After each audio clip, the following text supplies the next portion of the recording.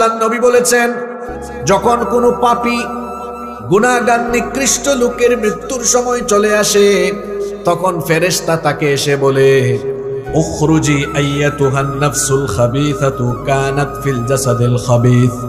হে নিকৃষ্ট, হে অপবিত্র আত্মা, যে আত্মা এই নিকৃষ্ট দেহে ছিল, উখরুজি যামিমাতাও ওয়া আবশিরি বিহামিমিন ওয়া গাসসাক।